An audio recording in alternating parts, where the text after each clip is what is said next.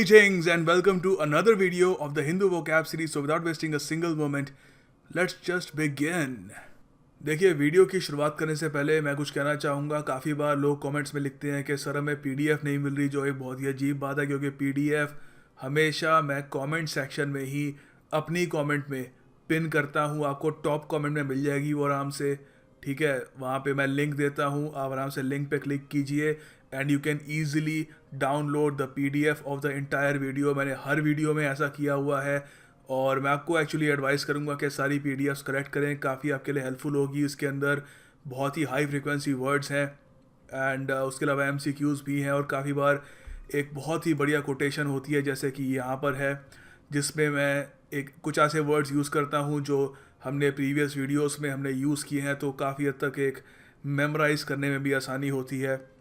And हमेशा देखिए, try to share our video as much as you can, क्योंकि it will motivate us. क्योंकि you know when you see that whatever you are doing it is being appreciated, you continue keep doing that, ठीक है. आपको प्रोत्साहन मिलता है. And काफ़ी बार मैं देखता हूँ कि कमेंट ज़्यादा होती है, लाइक्स कम होते हैं. तो please make sure to like the video as well.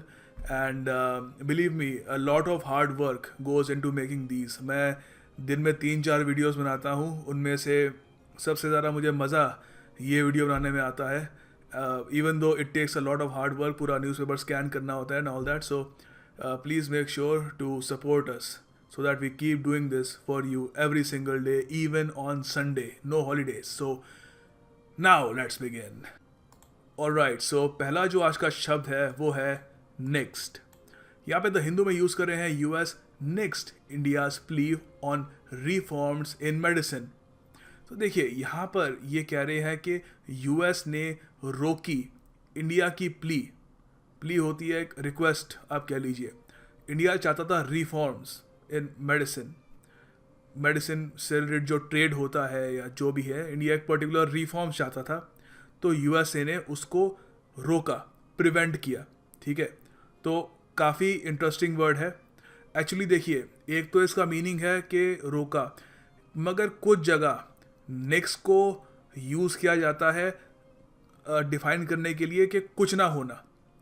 बहुत रेयरली यूज़ करते हैं बट वो भी है. तो कभी आ जाता तो याद रखना कि निक्स का मतलब ये भी हो सकता है कि नथिंग, नील. हालांकि बहुत रेयरली यूज़ करते हैं, मुझे लगता नहीं आपके एग्ज़ाम में कभी वैसे आएगा. यूजुअली आपके एग्ज़ाम में जो आएगा तो उससे सिनोनिम यही होगा, टू स्टॉप या प्रिवेंट. सेंटेंस क्या हो सकता है इसका? We can construct a sentence like this: we shouldn't nix the meeting because we don't know when all of us will be in the same city again. हमें meeting nix नहीं करनी चाहिए, मतलब रोकनी नहीं चाहिए, प्रिवेंट नहीं करनी चाहिए, कैंसिल नहीं करनी चाहिए. जी हाँ, नेक्स्ट कैंसिल भी हो सकता है, तो कैंसिल नहीं करनी चाहिए क्योंकि हमें पता नहीं अगली बार हम एक शहर में कब इकट्ठा हो. तो एक्चुअली मैं आपको सजेस्ट करूँगा कि नेक्स्ट पर ही सेंटेंस बनाइए. ये एक ऐसा शब्द है जिसको आप 1-2 सेंटेंस बनाकर मेमोराइज कर सकते हैं. It will help you memorise the word. And या let's move on to the next word now. देखिए, अगला शब्द है रिप्राइज. यहाँ पर कोहली जी कह रहे हैं वोंट रिप्राइज पुणे परफॉर्मेंस. आपको पता है इंडिया ऑस्ट्रेलिया की टेस्ट सीरीज चल रही है. पुणे में इंडिया बहुत ही बुरी तरीके से ऑस्ट्रेलिया के हाथों हार गया था. तो कोहली जी यहाँ पे कह रहे हैं कि पुणे टेस्ट मैच में जो इंडिया ने परफॉर्मेंस दिखाई थी उसको वो रिप्राइज नहीं करेंगे, रिपीट नहीं करेंगे, दोहराएंगे नहीं, ठीक है. सेंटेंसेस भी बना सकते हैं इसके, बहुत बढ़िया उम्दा सेंटेंसेस है. I will reprise my role as a singer for one night only because it's my brother's wedding. तो यहाँ पर एक फॉर्मर सिंगर जो एक ज़माने में सिंगर रहा होगा, अब परहैप्स कुछ और काम करता है, वो कह रहा है कि मैं एक रिप्राइज करूँगा, एक रिपीट करूँगा मेरा रोल एज अ सिंगर सिर्फ एक रात के लिए क्योंकि भाई की शादी है. और आप ये भी कह सकते हो the sprinter hopes he can reprise his near perfect performance in the next, यहाँ पे 2 बार हो गया, in the next summer Olympics. तो यहाँ पे एक स्प्रिंटर कह रहा है कि मैं अपनी जो नियर परफेक्ट परफॉर्मेंस थी उसको रिपीट करने की कोशिश करूँगा अगले समर ओलंपिक्स में. बहुत ही सिंपल वर्ड है मगर इसको यूज़ करने का तरीका आना चाहिए. देखिए, अगला शब्द है विम्पर.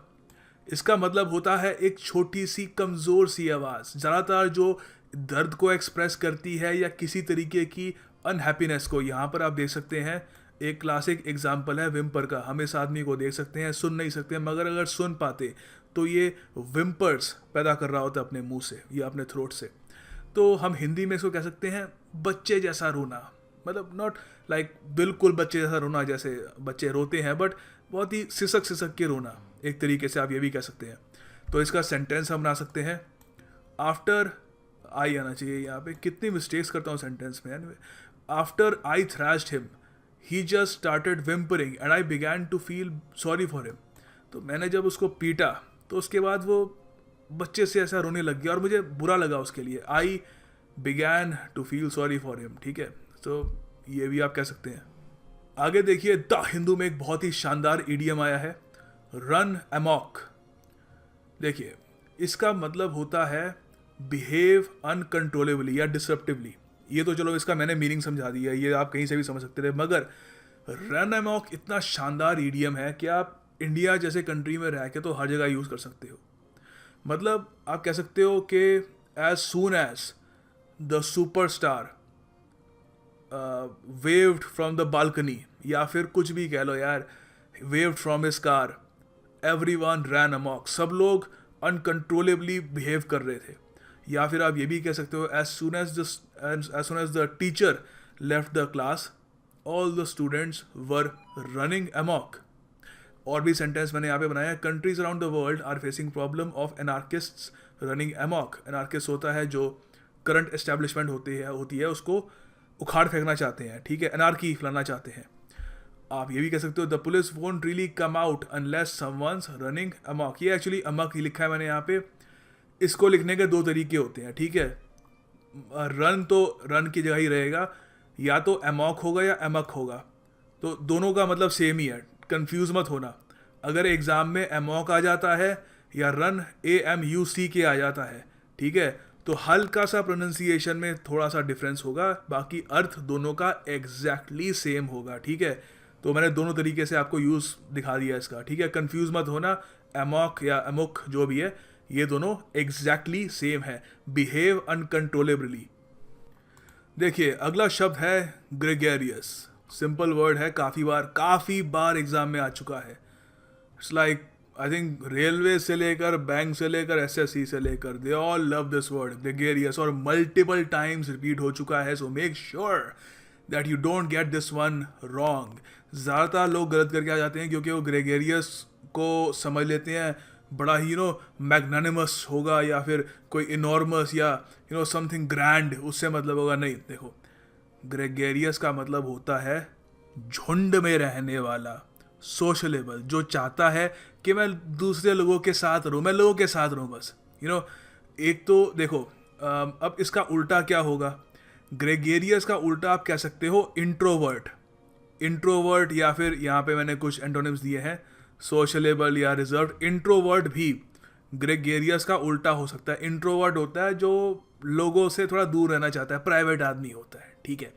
सो ज़्यादातर लोग आई थिंक ग्रेगेरियस ही होते हैं या इंट्रोवर्ट होते हैं, मुझे नहीं पता। आप प्लीज़ कमेंट बॉक्स में बताइएगा कि लोग क्या ज़्यादातर लोग ग्रेगेरियस हैं या इंट्रोवर्ट हैं, या आप किस तरीके के इंसान हैं। Are you a gregarious person और are you an introvert? I think all of us would like to know. Sentences में हम यूज़ कर सकते हैं, although he might look like a shy person from a distance, he has a very gregarious personality। वो दूर से एक शाई सा आदमी लगता है, मगर आप पास जाकर उसको थोड़ा जानोगे तो आपको पता लगेगा कि ये तो बहुत ही झुंड में रहने वाला इंसान है, सोशलेबल इंसान है, बातचीत करना पसंद करता है ये, ठीक है, ग्रेगेरियस आदमी है। देखो, अगला शब्द है ये। पहले एक मन में इस शब्द को प्रोनाउंस करने की कोशिश करो, फिर मैं बताता हूँ इसको कैसे प्रोनाउंस करते हैं। देखो, इस शब्द को प्रोनाउंस करने का सही तरीका है सिकोफेंट। इसका मतलब होता है चाटुकार, एक ऐसा आदमी जो मतलब फ्लैटरी करने में, अरे सर आप हो सर, आप इंडिया की तोप, आप होप हो हमारे, ग्रोवलर भी कह सकते हो। देखो, ये वर्ड अभी हमने डिस्कस किया नहीं है, बस समझा देता हूँ थोड़ा बहुत, शायद एक दिन अलग से भी डिस्कस करेंगे। ग्रोवल करना होता है कि बिल्कुल मतलब किसी के ऑलमोस्ट पैर पड़ के ना, अरे सर आप तो मतलब आप महान हो, ग्रोवल करना। तो आई थिंक काफ़ी टाइम पहले मैंने एक आर्टिकल में पढ़ा था, कंटेक्स्ट भूल गया। एनीवे, ये भी बताऊंगा आपको, अलग से एक प्रॉपर तरीके से। ग्रोवल भी एक शानदार शब्द है, हालांकि सिकोफेंट का आप कह सकते हो कि सिनोनिम है, और चाटुकार का भी यही मतलब निकलता है, मगर इसकी थोड़ी अलग आइडेंटिटी भी है, ग्रोवल करना। सेंटेंस में इसको आप यूज़ कर सकते हो, my neighbour is a sycophant who will admire anything as long as he get something for his time. मेरा जो पड़ोसी है वो एक सिकोफेंट, चाटुकार आदमी है, किसी की तारीफ़ करता रहेगा, सब कुछ करेगा, अनटिल एज लॉन्ग एज उसको जो चाहिए उसके टाइम के हिसाब से, जो वो इन्वेस्टमेंट कर रहा है टाइम की, जितनी वो फ्लैटरी कर रहा है उसके बदले जो उसको मिल जाए। आप ये भी कह सकते हो उस पॉलिटिकल पार्टी का विनाश, मतलब डूबी वो पॉलिटिकल पार्टी कब, जब उस पॉलिटिकल पार्टी में सिकोफेंट्स ही घुस गए जो डरते थे सच बोलने से। देखो, जो चाटुकार होगा वो कभी सच तो बोलेगा नहीं। अगर आप में कोई फ्लॉ है, कोई कमी है, तो कोई चाटुकार तो बोलेगा नहीं, कोई जो आपका भला चाहता है वही बोलेगा ना कि आप में ये कमी है। ठीक है, तो यहाँ पे आप देख सकते हैं नॉर्थ कोरिया के जो डिक्टेटर हैं किम जोंग उन, इनके आसपास ये लोग क्या है, आपको क्या लगता है, सही में ये लोग इनको अप्रिशिएट करते हैं इतना, या फिर ये लोग सिकोफेंट्स हैं? ये लोग सिकोफेंट्स हैं, चाटुकार हैं। आगे का ईडियम देखिए, मेरे टॉप 10 ईडियम्स में से एक है स्वान सॉन्ग। बहुत ही सुंदर ईडियम है, मतलब भी बहुत सुंदर है इसका। देखिए, स्वान सॉन्ग होता है किसी का आखिरी अपीयरेंस, किसी चीज़ की भी अपीयरेंस हो सकती है, मगर ज़्यादातर इसको यूज़ किया जाता है जब एक म्यूजिशियन या एक पोएट या फिर एक आर्टिस्ट भी अपनी आखिरी परफॉर्मेंस दे, मरने से पहले या रिटायर होने से पहले। मैंने यहाँ पे लिखा नहीं है, मैंने बिफोर डेथ लिखा है यहाँ पे, मगर रिटायर होने से पहले की भी जो उसकी परफॉर्मेंस होती है वो भी आप उसको उसका स्वान सॉन्ग कह सकते हैं। हम इसको सेंटेंस में यूज़ कर सकते हैं, Victoria Memorial can be regarded as the swan song of British Indian architect. Whether it is not factually correct और नॉट, वो हम उसमें जाएंगे नहीं वहाँ पे। आपको इसका जो अर्थ है उससे एक सेंटेंस बनाना सिखा रहा हूँ यहाँ पे।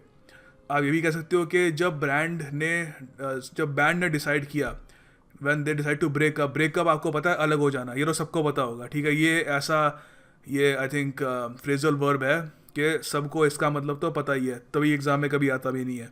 तो जब बैंड ने डिसाइड किया कि हम अलग हो जाते हैं, तो उन्होंने एक फाइनल अपना जो कॉन्सर्ट रखा, it was their swan song.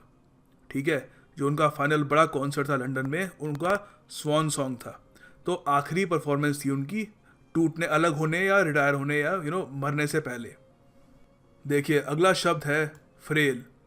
Frail का अर्थ होता है फिजिकली वीक, कमज़ोर, या फिर आप ये भी कह सकते हो जिसको आप आसानी से बुराई की तरफ धकेल सकते हो। हिंदी में कह लीजिए दुर्बल। हम इसके 2 सेंटेंस बना सकते हैं, बहुत सारे बना सकते हैं, एक्चुअली मैंने 2 बनाए हैं। The rope was too frail for him to hold on to, hence he refuse to climb. रस्सी बहुत ही फ्रेल थी, कमज़ोर थी, तो उसने मना कर दिया कि मैं नहीं चढ़ूंगा, गिर जाऊंगा मैं। आप ये भी कह सकते हो she has a frail personality, that's why he was able to make her do drugs. वो उसकी काफ़ी फ्रेल पर्सनैलिटी थी, वो आसानी से बुराई की तरफ उसको आप ले जा सकते थे, इसलिए he was able to make her do drugs. अगला शब्द है टर्बिड। देखिए, टर्बिड का मतलब होता है सड़ा हुआ, या एक डिकेड, या जिससे एक बास सी आ रही है, ऑफ कोर्स सड़े होने की बास। इसको आप पर्सनैलिटी के लिए भी इस्तेमाल कर सकते हैं। अगर एक आदमी मॉरली करप्ट है तो वो क्या है, टर्बिड है। ही इज़, अंदर से उसकी मतलब जो अच्छाई है वो सड़ी हुई है, वो अच्छा आदमी बिल्कुल नहीं है। तो सेंटेंस हम 2 इसके हमने बनाए हैं यहाँ पर। The mysterious old man said don't hang out with that person, I can sense he has a turbid soul. तो उस मिस्टीरियस से, मिस्टीरियस मतलब थोड़ा स्ट्रेंज सा, मिस्ट्री से शब्द आता है ये, मिस्टीरियस। बूढ़े आदमी ने मुझे कहा कि उसके साथ मत घूमा करो, मैं सेंस कर सकता हूँ कि उसकी आत्मा सड़ी हुई है, बुरा आदमी है। आप ये भी कह सकते हो, after the flood the street was filled with turbid water that contain dirt from the river. Simple sentence है, नीड्स नो एक्सप्लेनेशन। टर्बिड याद रखिएगा, सड़ा हुआ। ठीक है, बहुत इंपॉर्टेंट वर्ड है, इसको सुपर इंपॉर्टेंट मान लीजिएगा, and make sure you remember this. Examination में आने की प्रोबेबिलिटी ऐसे वर्ड्स की हमेशा हाई होती है। And the task of the day is, आप एक सेंटेंस बनाइए स्वान सॉन्ग पे। अगर प्रॉब्लम आ रही है, नहीं बन पा रहा तो you can also make a sentence on frail या फिर कोई और वर्ड जो हमने आज डिस्कस किया है, नो प्रॉब्लम, बट ट्राई ज़रूर करिएगा. It will help improve your writing skills. Thank you for watching. I'll see you tomorrow.